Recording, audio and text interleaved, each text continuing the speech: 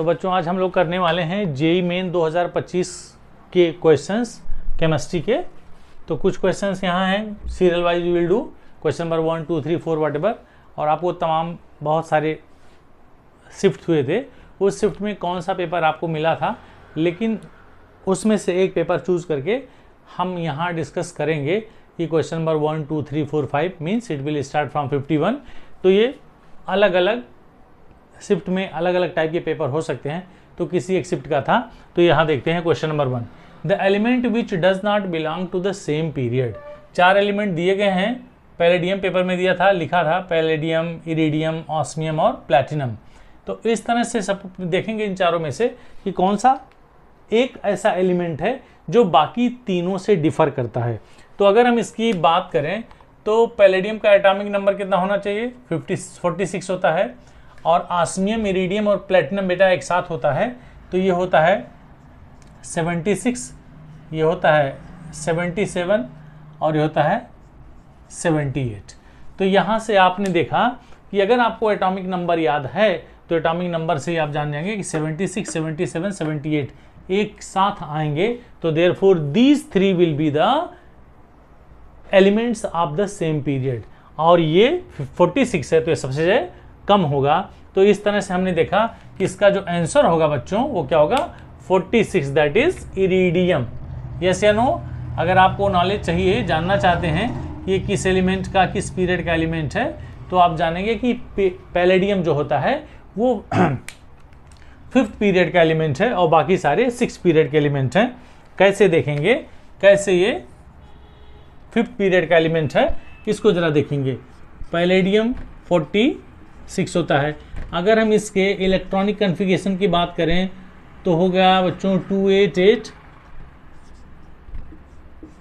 ये इसका atomic number के हिसाब से इसका इलेक्ट्रॉनिक कन्फिगरेशन होना चाहिए 28 18 16 2।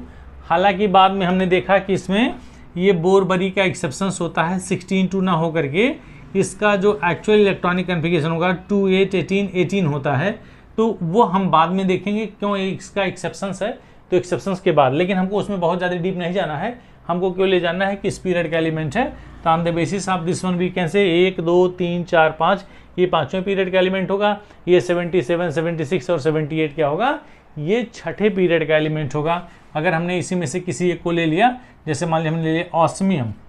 ऑस्मियम का एटॉमिक नंबर कितना है, सबसे पहला वाला स्टार्ट करते हैं 76। तो इसका इलेक्ट्रॉनिक कन्फिगरेशन कैसे निकालेंगे, 28 18 फिर 32 फिर यहाँ हो गया 16 और ये 2, मेरे ख्याल से ये होना चाहिए। 2 8 10 18 28 32 60 10 70 6 76 और 2 78 76। तो यहाँ क्या करेंगे 14 एंड 2। तो आपने देखा कुल कितने सेल्स हैं, 1 2 3 4 5 6, तो 6 सेल्स हैं। इसका मतलब the electrons are going to be filled into the 6th cell, up to the 6th cell. तो therefore this is an element of 6th period। तो ये 6ठे पीरियड का है, ये 6ठे पीरियड का और ये 6ठे पीरियड का है। तो आपका आंसर हो गया पैलेडियम। ओके बच्चों, ठीक है। आइए अब चलते हैं नेक्स्ट क्वेश्चन पे। दूसरा क्वेश्चन कहता है, ये न्यूमेरिकल बेस्ड क्वेश्चन है which is based on the chapter atomic structure. क्या कहता है बच्चों, heat treatment of muscular pain involves radiations of wavelength of about 900 nanometre. ये जो दिया गया है वो क्या है, वेवलेंथ दिया गया है। And which spectral line of hydrogen atom is suitable for this. Hydrogen atom के लिए कौन सा सुटेबल होगा, और यहाँ इसके कांस्टेंट दिए गए हैं। ये रेडबर्ग कांस्टेंट दिया गया है, H = प्लैंक्स कांस्टेंट और C वेलोसिटी ऑफ लाइट दी गई है। तो इसमें से हम देखेंगे, अगर इस क्वेश्चन को लगाएं, सबसे पहले आपको फार्मूला जानना होगा कि रेडबर्ग कांस्टेंट, रेडबर्ग इक्वेशन जो होता है, आपको पता होता है जो वेव नंबर होता है बच्चों, wave number is equal to होता है RH Z² 1/n1² -1/n2²। ये फार्मूला होता है जहां ये वेव नंबर हो गया। और अगर हम इसी वेव नंबर को लिखें तो क्या होगा, इसके बराबर 1/λ होता है बच्चों।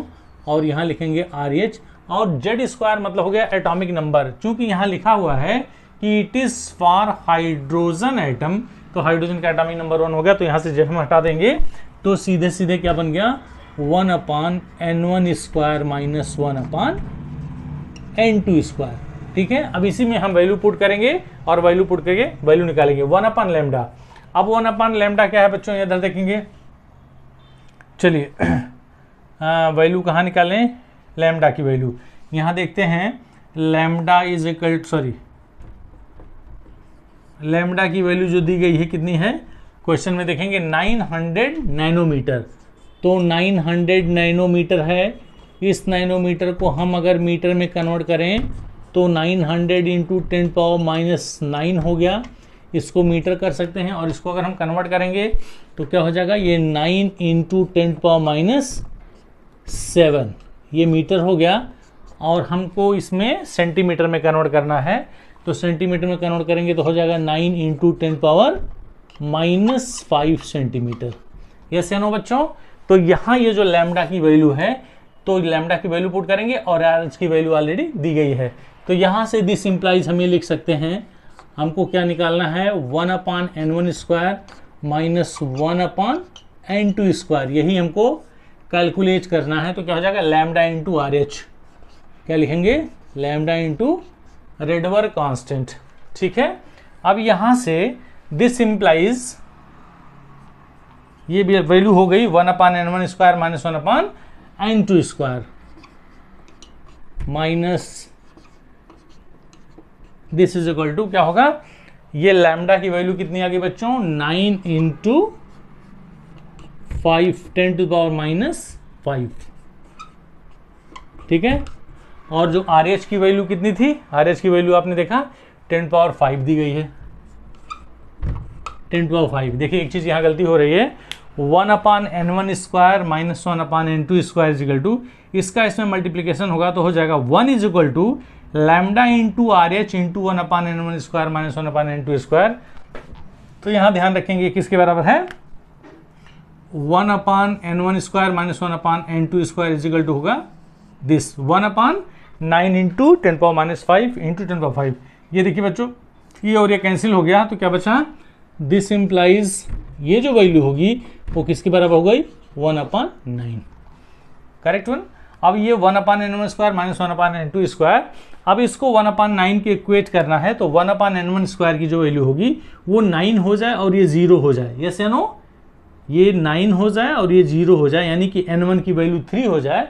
और अगर हम इसको वैल्यू पुट करें तो दिस इम्प्लाइज क्या हो जाएगा, अगर हम लिखें 1/3 का स्क्वायर माइनस 1/, यहाँ जो n2 की वैल्यू थी क्या थी, इन्फिनिटी थी बच्चों। तो इसको जब हम सॉल्व करेंगे तो इसकी वैल्यू 0 हो गई, 1/3 स्क्वायर इक्वल टू क्या हो गया, 1/9। इसका मतलब जो n1 की वैल्यू है, दिस इम्प्लाइज n1 की जो वैल्यू है वो क्या होनी चाहिए, 3 होनी चाहिए, और n2 की वैल्यू क्या होनी चाहिए, इन्फिनिटी होनी चाहिए। तो यहाँ लिखा हुआ है पहले वाले ऑप्शन में कि पार्शियल सीरीज के लिए this is correct, infinity to 3। Correct है ना। तो इस तरह से ये पहला वाला ऑप्शन सही होगा। अब आइए देखते हैं क्वेश्चन नंबर 3।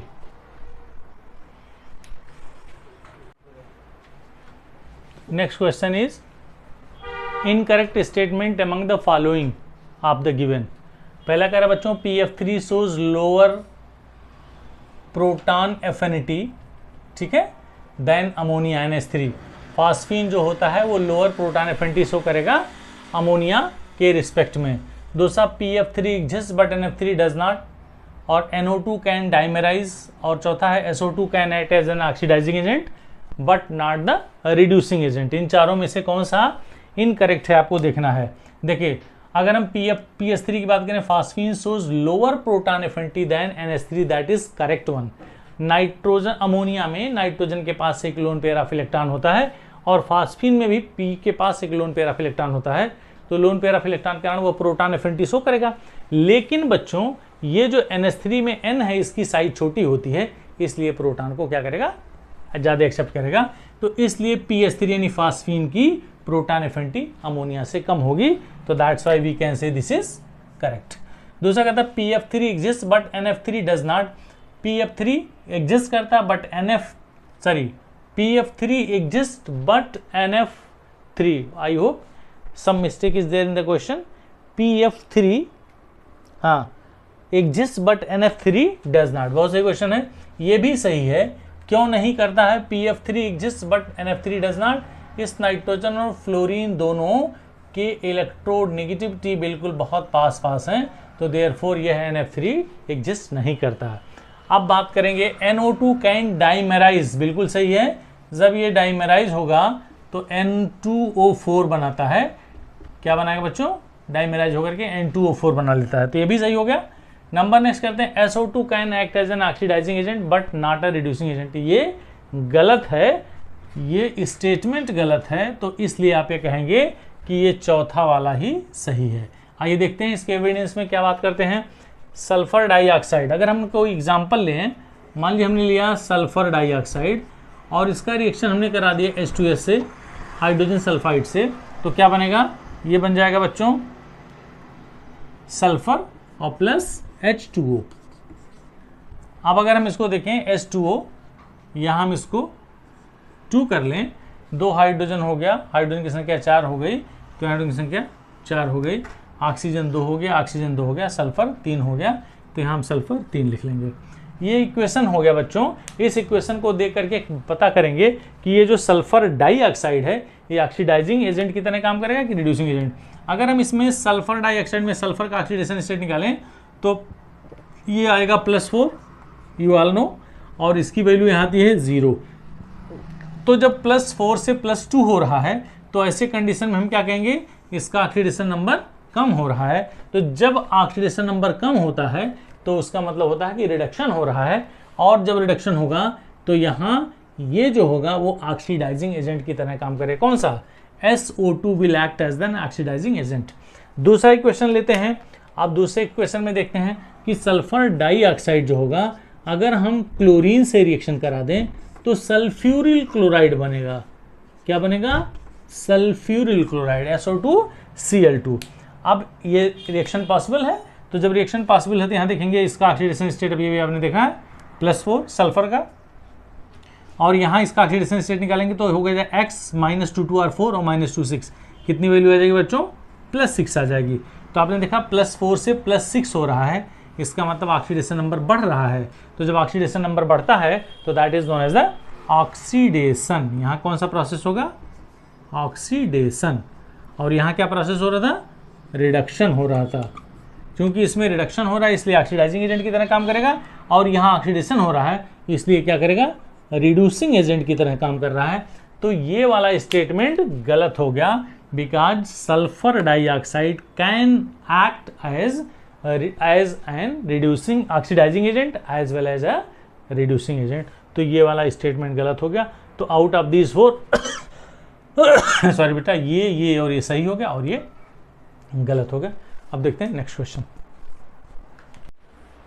तो ये क्वेश्चन है CrCl3.XNS3 can exist as a complex. ठीक है, 0.1 molar aqueous solution of this complex shows a depression in freezing point of 0.558 degree Celsius, assuming 100% ionization of this complex and coordination number chromium is 6। क्या क्या condition दिया गया है कि इसमें जो सेंट्रल मेटल एटम क्रोमियम है उस क्रोमियम का कोऑर्डिनेशन नंबर 6 है, और उसका मोलल इक्वेशन मतलब मोलैलिटी उसकी है 0.1, और इसका जो डिप्रेशन इन फ्रीजिंग पॉइंट है वो 0.558 है। तो कह रहा है कि, और ये देखिए KF दिया है, मोलर डिप्रेशन कांस्टेंट दिया गया है 1.86। तो इन चारों में से कौन सा कोऑर्डिनेशन कंपाउंड पॉसिबल होगा? तो सबसे पहले ये मोलर डिप्रेशन कांस्टेंट जो दिया गया है, इस मोलर डिप्रेशन कांस्टेंट से हम क्या निकालेंगे? डेल्टा TF, जिसे कह सकते हैं डिप्रेशन इन फ्रीजिंग पॉइंट। तो एज वी नो, हमको यहाँ पता है बेटा कि डेल्टा TF जो होता है, जिसे कहते हैं क्या? Depression in freezing point is equal to होता है KF इंटू M। यानी कि ये जो डेल्टा TF होता है ये मोलरिटी के डायरेक्टली प्रोपोर्शनल होता है। तो delta TF is equal to KF into I, और यहाँ इसका आयोनाइजेशन भी हो रहा है, तो we have to use the formula क्या? Delta TF is equal to I into KF into M। हो गया? तो अब इस तरह से अगर हम इसी क्वेश्चन को सॉल्व करें तो डेल्टा टी एफ की वैल्यू बच्चों दी गई, देखो 0.558 इज इक्वल टू आई की वैल्यू हमको फाइंड करनी है और के एफ की वैल्यू दी गई है कितना 1.86 और मोलैलिटी भी दी गई है 0.1। क्या दी गई है? Molality. It is not molarity, it is molality. तो यहां से हम निकाल लेंगे this implies I is equal to क्या हो जाएगा 0.558 डिवाइड बाई 1.86 इंटू 0.1। तो क्या हम इसको लिख सकते हैं 0.186? बिल्कुल लिख सकते हैं। जब हम इसको सॉल्व करेंगे तो यहाँ से डेसिमल हटा देंगे, 558 अपॉन 186 क्या होगा 558 अपॉन 186। जब इसको काटेंगे कैंसिल करेंगे तो बेटा 18 3 54 के आ जाएगा 3। तो यहाँ से आपको पता चल गया कि आई की जो वैल्यू हो गई वो कितनी हो गई 3 हो गई। अब आई की वैल्यू 3 हो गई, इसका मतलब हो गया 3 आयंस, जब उसका आयोनाइजेशन होगा तो 3 आयन प्राप्त होने चाहिए। तो देखते हैं यहाँ से अगर हम इसका आयोनाइजेशन करते हैं तो ये 2 पार्ट में टूटेगा। जब इसका आयोनाइजेशन होगा तो क्या होगा, एक पार्ट ये होगा, गौर से देखेंगे, और 3 क्लोराइड आयन हमें मिलेगा। तो इसकी संख्या, आयनों की संख्या यहाँ 4 हो गई, इसका मतलब ये ऑप्शन गलत हो गया। दूसरा देखेंगे CrNH3 इसका मतलब हो गया कि यहाँ इसका कोऑर्डिनेशन नंबर 4 है, तो कोऑर्डिनेशन नंबर 4 गलत है क्योंकि यहाँ का बता रहा है कि क्रोमियम का कोऑर्डिनेशन नंबर 6 है। अब नंबर तीसरे की बात करते हैं, यहाँ क्रोमियम का कोऑर्डिनेशन नंबर 5 और 1 6 दिखाई दे रहा है। अब यहाँ आयनों की संख्या क्या होगी बच्चों, आयनों की संख्या यहाँ 1 2 माइनस यहाँ होगा क्योंकि यहाँ 2 प्लस दिया गया है, और यहाँ हो गया सॉरी ये 2 प्लस हो गया और ये 2 माइनस हो गया। तो 2 प्लस और 2 माइनस यानी कि ये सही हो गया। तो अब कुल मिला के आपको देखना है कि अभी मैं लिखूंगा नीचे कि जब इसका आयनेशन होगा तो क्या बनेगा। तो यहाँ 2 आयंस यहाँ बन रहे हैं और 1 आयंस यहाँ, 3 आयंस यहाँ बन रहे हैं, और यहाँ CrNH3 Cl3 एक ही में है। तो आयनेशन होने से क्या करेंगे, एक ही आयन बन रहा है या न्यूट्रल बन रहा है। तो इसको जरा देखेंगे ध्यान से, यही आपका करेक्ट आंसर होगा। कैसे, CrNH3 क्या बोलेंगे इसको, यहाँ Cl भी लगा हुआ है।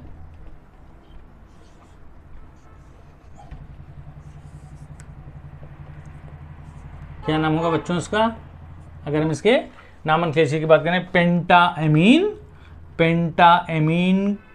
पेंटाएमीन क्लोरो क्रोमियम। अब यहाँ क्लोरोक्रोमियम में क्रोमियम का ऑक्सीडेशन स्टेट कितना हो जाएगा, CrNH3 यहाँ होगा, 2 यहाँ 1 3 हो गया, तो हो गया पेंटाएमीन क्लोरोक्रोमियम 3 क्लोराइड। तो यहाँ Cl2 था। जब इसका आयोनाइजेशन हुआ तो आयोनाइजेशन में क्या मिलेगा, CrNH3 और यहाँ Cl। ये गौर से देखेंगे बच्चों ध्यान से, ये कॉम्प्लेक्स कंपाउंड जो होते हैं जब इसका आयोनाइजेशन होगा तो ये प्लस वाला हो गया और प्लस Cl माइनस हो गया। तो यहाँ चूंकि 2 Cl था तो यहाँ 2 क्लोराइड होगा, 2 माइनस चार्ज यहाँ हो गया, तो यहाँ 2 प्लस चार्ज हो गया। तो कुल मिला के आपको कुल कितने आयंस मिले, 3 आयंस मिल रहे हैं। कैसे, एक आयंस ये हो गया जो कैटायनिक आयंस हो गया, और ये दूसरा वाला आयन हो गया, तो 2 आयंस और प्लस कितना 1 आयन, दैट इज 3 आयन। तो therefore this one is the correct option. Okay, तो नेक्स्ट क्वेश्चन में match the list first and with list second. ये इस क्वेश्चन में हमको देखना है कि 2 लिस्ट दिए गए हैं, कॉलम दिए गए हैं, इसको हमको क्या करना है बच्चों, मैच करना है। देखिए डिफरेंट टाइप के रिएक्शंस दिए गए हैं, जैसे shorts reaction, Sandmeyer reaction, वुड्स-फिटिक reaction या फिंकस्टीन रिएक्शंस, ये सारे के सारे। तो इनमें कौन सा इसका होगा। सबसे पहले यहाँ से अगर हम अभी रिएक्शन लिखेंगे कि कौन सा रिएक्शन क्या होता है। शॉर्ट्स रिएक्शन में अगर हम स्टार्ट करते हैं बच्चों तो क्या हो सकता है शॉर्ट्स रिएक्शन, आइए देखते हैं। जैसे मान लीजिए शॉर्ट्स रिएक्शन से क्या बनता है, ये बनेगा बच्चों एथाइल फ्लोराइड बनता है। क्या बनेगा, एथाइल फ्लोराइड। तो एथाइल फ्लोराइड कैसे बनेगा, हम ले लेंगे C2H5I और प्लस इसका रिएक्शन करा देंगे पोटेशियम फ्लोराइड से इन द प्रेजेंस ऑफ, ये होता है DMF, ठीक है, in presence of DMF, dimethylformamide. Dimethylformamide मतलब देखिए, अगर हम यहाँ बात करें H, सब चीज़ जानना चाहिए आपको, HCONH2, इसको कहते हैं फार्मामाइड। यस या नो? तो फार्मामाइड में अब हम क्या करेंगे बच्चों, HCONH2 में जब हम इस H को रिप्लेस करें और इन दोनों H की जगह पे क्या कर देंगे, 2 बार मिथाइल जोड़ देंगे, तो इट बिकम्स डाईमिथाइल फार्मामाइड। तो ये C2H5 क्या बनेगा, ये बन जाएगा बच्चों C2H5F, ethyl fluoride. Ethyl fluoride बन गया और plus potassium iodide by product निकल जाएगा। तो ये कौन सा हो गया, स्वार्ट्ज रिएक्शन। ये पहला हमने लिखा जिसको हमने मेंशन किया है। तो इस तरह से हमने देखा कि स्वार्ट्ज रिएक्शन में क्या बनेगा बच्चों, एथाइल फ्लोराइड। किसी भी एथाइल आयोडाइड, किसी भी एल्किल आयोडाइड को पोटेशियम फ्लोराइड के साथ रिएक्शन कराएंगे तो ये एथाइल फ्लोराइड या एल्किल फ्लोराइड बनेगा। नंबर अब बात करेंगे दूसरा सैंड मेयर्स रिएक्शन का। सैंड मेयर्स रिएक्शन क्या होता है, अगर हम सैंड मेयर रिएक्शन की बात करें तो ये क्या होगा, C2H5N2Cl, ठीक है ना। ये हो गया बेंजीन डाइजोनियम क्लोराइड। जब बेंजीन डाइजोनियम क्लोराइड को हम क्या करेंगे, यहां देखेंगे साइनोबेंजीन बन रहा है ना बच्चों, तो ये CuCN in presence of KCN। अगर CuCN से इसका रिएक्शन करा दें, किसका, बेंजीन डाइजोनियम क्लोराइड का, तो ये जो कंपाउंड बनेगा वो क्या होगा, ये जो बेंजीन रिंग है बच्चों, इस बेंजीन रिंग पे क्या जुड़ जाएगा, CN जुड़ जाएगा, जिसे हम साइनोबेंजीन कहते हैं, और प्लस नाइट्रोजन गैस निकलेगा। यस या नो? अब इसके बाद नंबर तीसरा क्या कहता है बच्चों, वुड्स फिटिक रिएक्शन। देखो ये फिटिक रिएक्शन 3 तरह के होते हैं, जान लो। पहले तो होता है कि वुड्स रिएक्शन क्या होता है, फिर वुड्स फिटिक क्या होता है, और फिटिक रिएक्शन क्या होता है। तो तीनों में अभी हम बताएंगे वुड्स फिटिक रिएक्शन क्या होता है। वुड्स फिटिक रिएक्शन ऐसे देखेंगे, कहाँ लिखें, यहीं लिख देता हूँ। C वाला क्या होगा, जैसे हमने लिया C6H5Cl और प्लस क्या कर लिया बच्चों, हमने यहाँ ले लिया, यहाँ लिखते हैं, फिर हमने लिया ClCH3, यहाँ लिखा एरिल हैलाइड और ये एल्किल हैलाइड। एरिल हैलाइड और एल्किल हैलाइड को जब हम सोडियम मेटल के साथ in the presence of ether क्या करते हैं, हीट करते हैं, रिएक्ट करवाते हैं, तो you can see the mechanism of this reaction. ऐसे देखेंगे, यहाँ आपने 2 Na ले लिया तो क्या बन जाएगा बच्चों, C6H5CH3। जो कंपाउंड बना उसका नाम है टॉल्वीन बनता है। क्या बनेगा, टॉल्वीन, CH3 और प्लस 2 NaCl, करेक्ट वन। तो this reaction is known as the Wurtz Fittig reaction. जरा गौर से सुनेंगे बच्चों, यहाँ हमने एरिल हैलाइड लिया और यहाँ एल्किल हैलाइड लिया। अगर एरिल हैलाइड और एल्किल हैलाइड सोडियम के साथ रिएक्ट करता है तो क्या बनता है, यहाँ कहेंगे एल्किल बेंजीन बनता है, या यहाँ था एथाइल, कहाँ गया, एथाइल बेंजीन बन गया, सॉरी यहाँ था C6H5Cl plus 2 Na plus ClCH3। गौर से देखेंगे, हमको एथाइल बेंजीन बनाना था, तो आप यहाँ क्या करेंगे, CH3Cl की जगह क्या लेंगे बच्चों, C2H5, एथाइल बेंजीन हो गया। और यहाँ जो आप क्या बन रहा था, जो मैंने टॉल्वीन बोल रहा था, वो टॉल्वीन न बन के क्या बनेगा, C2H5, C6H5 C2H5, तो इसको बोलते हैं एथाइल बेंजीन। तो ये हो गया वुड्स फिटिक रिएक्शन। अब हम अगर फिटिक रिएक्शन की बात करें तो फिटिक रिएक्शन में 2 एरिल हैलाइड, यहाँ भी एरिल हैलाइड और यहाँ भी एरिल हैलाइड, तो ऐसे कंडीशन में क्या बनता है, वो बाइफेनिल बनता है। तो फिटिक में दोनों ही एल्किल हैलाइड होंगे, वुड्स फिटिक में एक एल्किल हैलाइड एक एरिल हैलाइड होगा, और अगर हम फिटिक की बात करेंगे तो क्या बनता है, दोनों ही एरिल हैलाइड होगा। जब सोडियम के साथ in the presence of ether react करता है तो क्या बनता है बच्चों, वो बाइफेनिल बनता है। अब नंबर चौथा, फिंकेलस्टीन रिएक्शंस कैसे बनता है। देखिए आपने देखा, आपने यहाँ से क्या बना दिया, C2H5F यानी एथाइल फ्लोराइड बना दिया, दूसरे में आपने साइनोबेंजीन बना दिया, और तीसरे में आपने एथाइल बेंजीन बना दिया। अब बचा है खाली एथाइल आयोडाइड। तो एथाइल आयोडाइड कैसे बनेगा, इधर देखेंगे, एथाइल आयोडाइड यानी कि आपको जो रिएक्टेंट लेना है वो क्या लेना है, C2H5Cl, ठीक है, एथाइल क्लोराइड ले लेंगे। और इसको अगर हम रिएक्शन करा दें बच्चों सोडियम आयोडाइड से, ठीक है, in the presence of acetone, acetone बोले तो CH3CO, तो ये जो कंपाउंड बनेगा क्या बन गया, C2H5I और प्लस NaCl, ठीक है, तो ये C2H5I बन गया। तो कुल मिला के आपको जो मैच द फॉलोइंग दिखाना है वो है A, B, C और D। A, B, C, D में क्या है, एक इसके साथ मैच हो रहा है बच्चों, शॉर्ट्स रिएक्शन एथाइल फ्लोराइड बन रहा था, तो ये A का फोर्थ होगा। B में आपने देखा सैंड मेयर्स रिएक्शन में, सैंड मेयर रिएक्शंस में क्या बन रहा था, साइनोबेंजीन, तो B का थर्ड हो गया। और C में आपने देखा वुड्स-फिटिक रिएक्शन, वुड्स-फिटिक रिएक्शन में एथाइल बेंजीन बन रहा था, तो C का पहला हो गया। और D का क्या होगा, फिंकेल्स्टीन रिएक्शंस क्या बन गया बच्चों, क्या आपने देखा था, ethyl iodide, that is second one. तो ये मैच द फॉलोइंग हो गया। तो इस तरह से हमने इसमें 4 रिएक्शंस भी देखे, 4 अलग अलग रिएक्शंस देखे, और इस वुड्स रिएक्शन में 3 अलग अलग रिएक्शन देखे। क्या देखे, वुड्स रिएक्शन देखा, वुड्स फिटिक देखा और फिटिक देखा, ठीक है। अब चलते हैं नेक्स्ट क्वेश्चन की तरफ।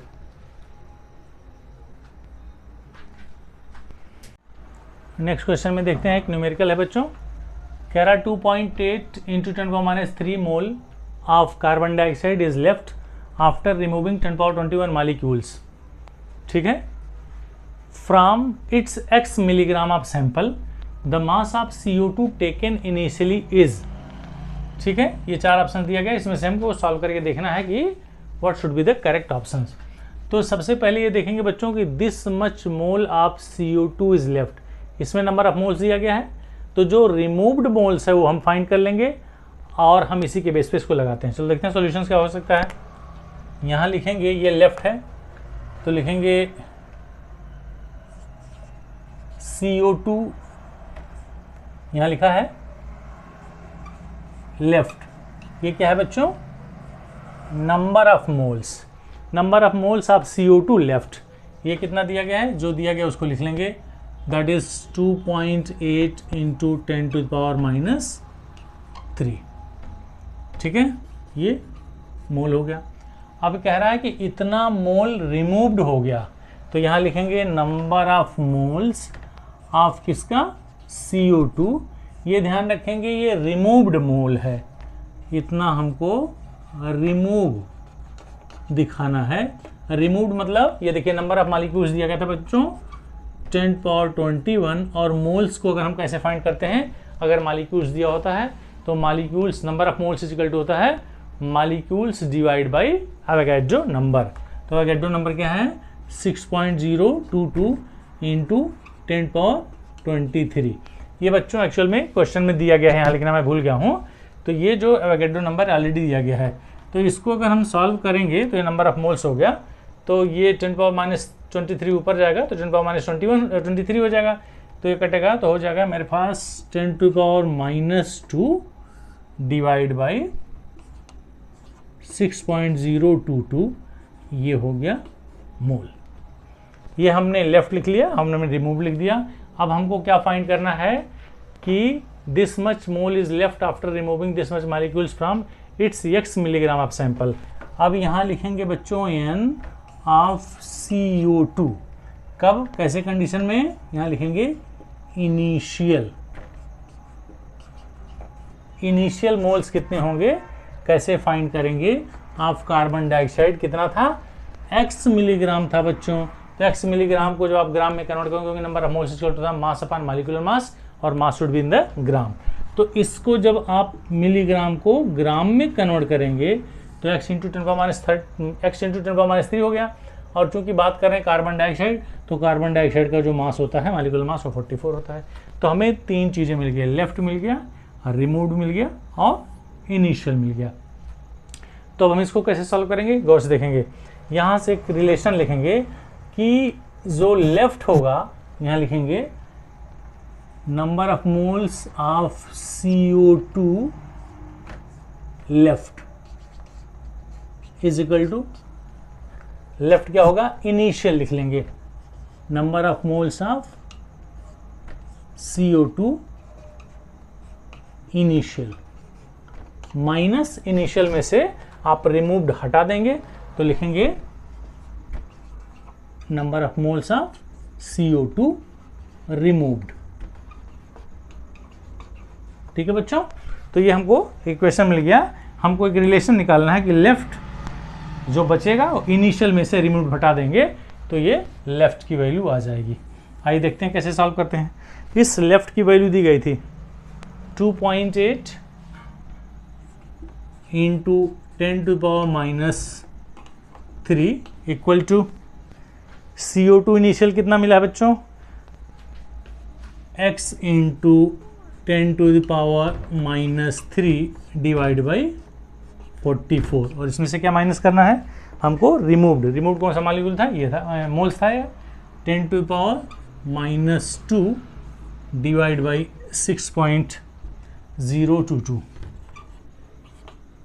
ठीक है, अब यहाँ से क्या करेंगे, हमको इस x की वैल्यू फाइंड करनी है, यस या नो। तो कैसे निकलेगा, x की वैल्यू कैसे फाइंड करेंगे, x into 10⁻³ upon 44 is equal to this plus this, तो हो जाएगा 2.8 इंटू 10⁻³ और प्लस ये हो गया बच्चों 10⁻2 और डिवाइड बाई 6.022, यस या नो। अब इसको ज़रा सॉल्व करने की कोशिश करते हैं। इसमें आप 10⁻² और 10⁻³ में क्या है, 10⁻³ कॉमन हो गया तो यहाँ बचेगा 2.8 और प्लस यहाँ क्या बचेगा 10⁻³ आपने कॉमन लिया तो ऊपर बचेगा 10⁻³ इंटू 10⁻1 इक्वल टू 10⁻² हो गया और अपान हो गया 6.022। अब दिस इज इक्वल टू क्या हो जाएगा बेटा, 10⁻³ हो गया इंटू, गौर से देखेंगे, इंटू 2.8 प्लस इसकी वैल्यू हो गई 2.8 प्लस ये वैल्यू आ जाएगी 1.67 या ऐसे कुछ मान लें 1.666 आएगा, यानी 1.67 आप मान लेते हैं और इसको आप जीरो कर लेंगे तो this is equal to 10⁻³ into ये हो जाएगा 7, 8 6 14 और 2 1 3 4, 4.47 इंटू 10⁻³ और किसके बराबर आया था बच्चों, ये x इंटू 10⁻³ डिवाइड बाई 44। ये देखिए 10⁻³ कट गया तो दिस इम्प्लाइज x की जो वैल्यू होगी वो 4.47 इंटू 44 क्या हो जाएगा, 44 इंटू 4.47, करेक्ट वन। ये किस में आएगा बच्चों, मिलीग्राम में आएगा क्योंकि आपने 10⁻³ यहाँ ऑलरेडी काट दिया है। तो ये 44 इंटू 44/176 यानी कि इसकी वैल्यू जो होगी वो 200 के आसपास आनी चाहिए, 176 प्लस ये देखिए कोई ऑप्शन दिया गया 196.6, वही सही, 98 ये नहीं होगा, ये नहीं होगा, ये नहीं होगा, तो therefore your correct answer is 196.2 milligram. ठीक है, तो इस तरह से इस क्वेश्चन का क्या होगा, फिर से आप देख लेंगे कि आपको यही दिमाग में रखना होगा कि जो लेफ्ट होगा कार्बन डाइऑक्साइड का किसी कंटेनर में वो इनिशियल में से आपने रिमूव हटा देना है। इसके नंबर ऑफ मोल्स ऑलरेडी दिए गए हैं क्वेश्चन में, इनिशियली मोल्स आपको निकालना होगा जो मैंने यहाँ निकाला है, और ये जो रिमूव्ड मोल भी आपको निकालना होगा। दोनों को इस क्वेश्चन में वैल्यू पुट कर देंगे, you will get the value of the x. Okay, अब देखते हैं अगला क्वेश्चन।